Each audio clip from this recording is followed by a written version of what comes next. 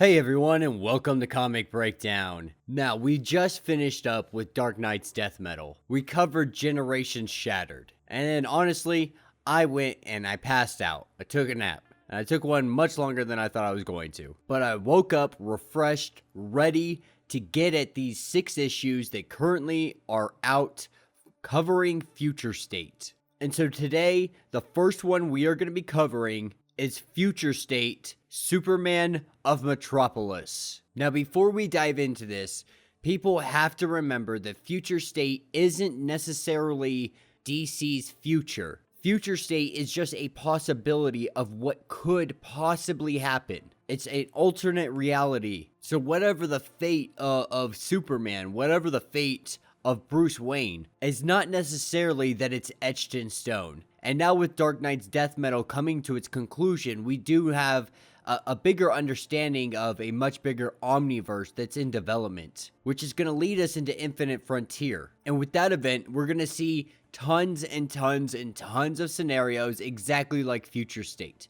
This is setting up them having the possibility to do an event all the time, pretty much. Now, if that's a good thing or a bad thing, you know, that's definitely a debate that we can have for another time. And speaking of which, starting Thursday, I am going to be introducing the very first episode of Comic Breakdown and More, the podcast. So Thursday, we will start recording it, and more than likely, we'll have it released Friday. And we're really going to be covering everything DC, everything Marvel, anything TV, movie related, anything that has to do with comic books, Star Wars, geekdom as a whole. We're going to be talking about it all, so be sure to come check us out. And the plan for that podcast is essentially give you guys a more in-depth and detail-oriented review of these comics. My personal thoughts on it on a much bigger scale, to where we actually have some time to really dig into it.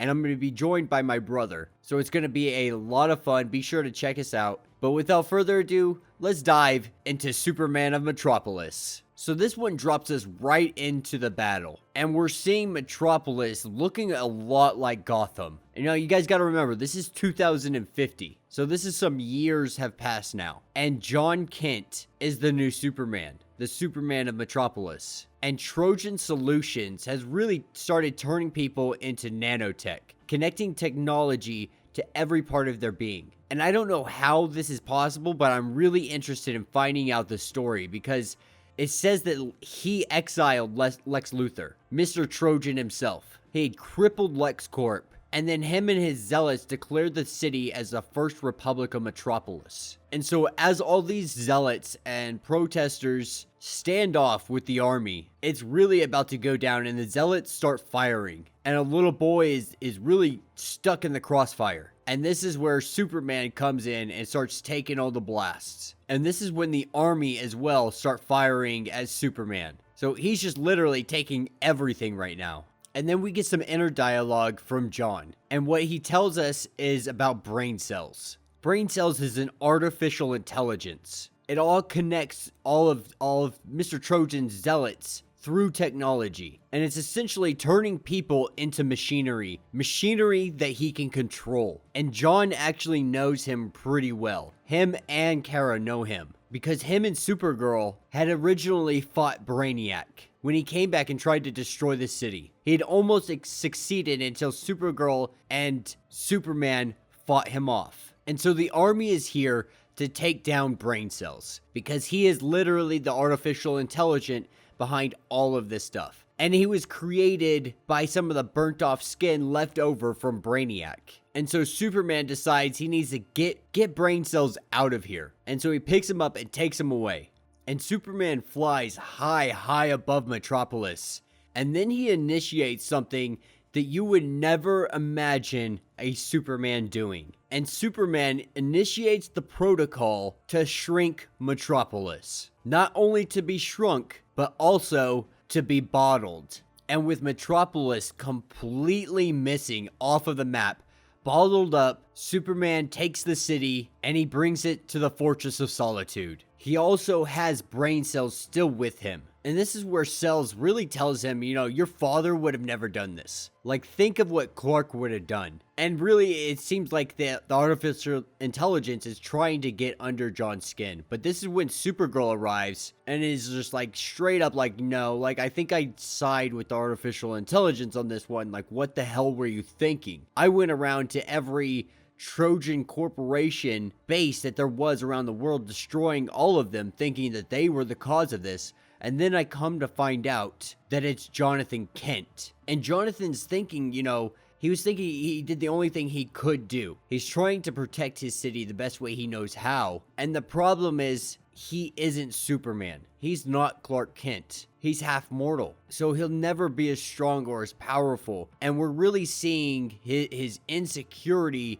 play out in that regard. Because this is something, like they've said, this is something Clark would have never done. And the fact that Jonathan is doing it goes to show the significant difference between these two Supermen and the amount of growing that Jonathan still has to do before he can even begin to step into the shoes that is the Superman mantle. And while John and Supergirl have this conversation, Supergirl starts to lose it a little bit. And come to find out, all of this was a plan by an artificial intelligence. He wanted to bring Superman here. He knew Superman would bring him here. And this is where a neuronium core is connected. And it has the effects kind of like kryptonite on pure Kryptonians. But the effects don't work in the same context that kryptonite works. They work on a more aggressive level. They make the Kryptonians super aggressive. And that's exactly what's happening here. And we see Supergirl beating the crap out of Superman.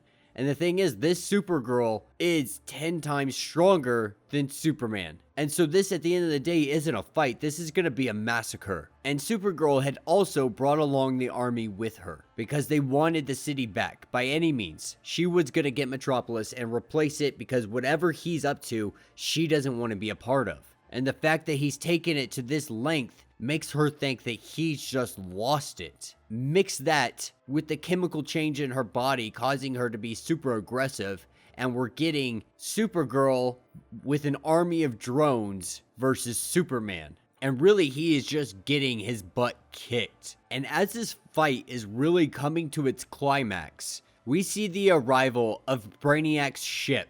And this is where Supergirl and Superman realize that they need to secure Metropolis as quickly as possible. And they both rush down, but realize that it's gone. And that the artificial intelligence had taken it. And this is where we see Braincells shoot a beam at Supergirl, knocking her to the ground. And Braincells' thoughts here are he's gonna protect Metropolis from its greatest threats of all time, Superman. Alright, so diving into Superman and Metropolis issue number 2. We pick up in Braincells' spaceship in space. Superman on the ship, looking around, seeing that the ship has changed since his father was last on it. Some planets couldn't be saved, but their trees and soil could. And so the ship has really been turned into like a giant greenhouse, if you will. A place where all these plants can live and thrive and continue to exist without anything coming to harm them. And Superman is really losing his cool. And he lets them know, like, the only thing that should be scared of me right now is you. And this is where Superman just loses it. We see him really start to succumb to his anger because he feels like it's his job to be the protector of Metropolis, and he is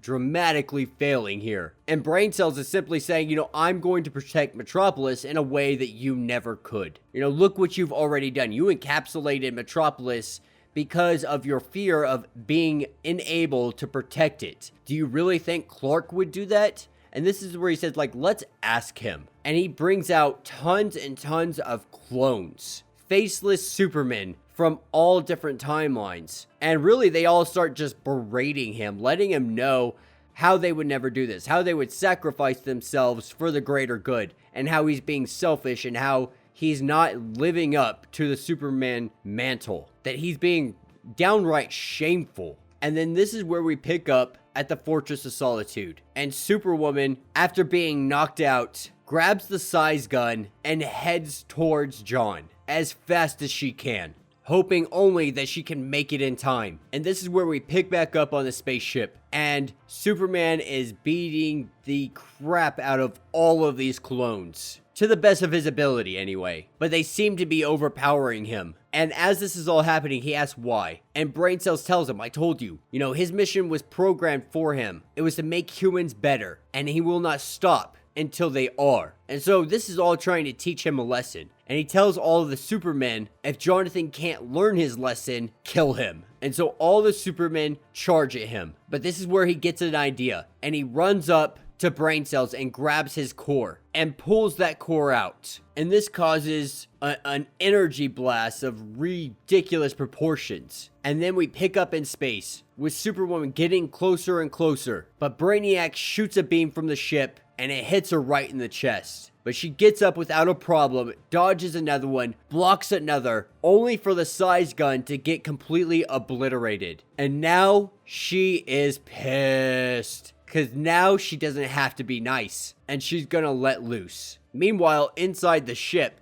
Jonathan is using the Neurodium to be able to counter all of these clones. Because their Kryptonians are susceptible to it. So these clones are gonna get absolutely obliterated. And he uses this as a projectile and blasts all of these Supermen, and it's over in an instant. And then we see the arrival of Superwoman, and she apologizes to John for getting out of hand, for getting angry, for punching him, for calling him weak. And he lets her know, like, you were right. And she's very cocky. She's just like, yeah, I know I was right. I'm just, I'm doing it as a gesture, more or less, to extend some kind of peace here. And so with that, Superman takes Metropolis and heads home, with Superwoman staying behind to work with Braincells to make the guy's size gun operational again. And getting to where Metropolis is supposed to be, we see the city go from point A to point B, and it's back where it belongs. And John realizes, like, he made a mistake, and he can't change how the people are going to take it. Space-time makes hours into months. So months of their lives they've lived with uncertainty. No one to look up to. I'm sorry isn't going to be enough. Or even a single gesture. His dad was Superman for the entire world. These people need more than that. They need a commitment. He owes Metropolis an apology, but so much more. He knows they're mad, and they should be. He was so scared to let them down that he left them. He shrunk them and made them smaller than he was. But Braincells and the army are gone. Trojan is gone. And all that's left is Superman. And he understands if the people may never trust him again, because he made a mistake of thinking they were in his care. But he's wrong. He is in theirs. And though his dad served the universe, he serves the people of Metropolis. And from this day forward, he will be their Superman, day in and day out, no matter how hard it gets. Because he is Jonathan Kent, and he is the Superman of Metropolis. And that will be where this issue ends. And that will be closing out Superman of Metropolis as a whole.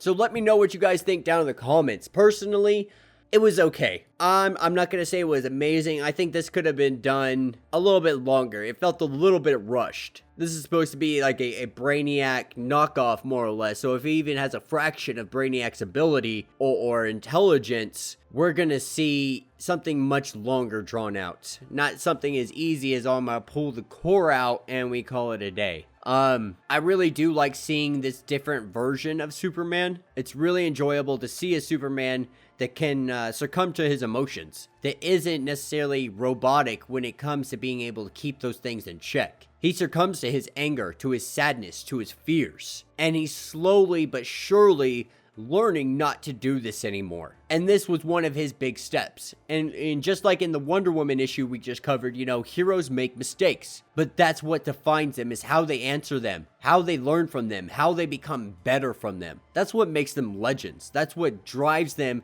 to be more, to be better, to be greater than what they are. But yeah, let me know what you guys think down in the comments. If you haven't checked out Comic Breakdown and More podcasts yet, go ahead and check that out. It's available on Spotify, iTunes, wherever you get your podcasts, as well as the link in the description. We drop new episodes every Friday covering everything from comics to WandaVision, anything really pop culture that we want to talk about, we're going to be talking about. Also, if you live in the Medford, Oregon area, be sure to check out Rogue City Comics. And last but not least, if you want to support this channel, either subscribe and like this video or check out my Patreon. There's a link in the description.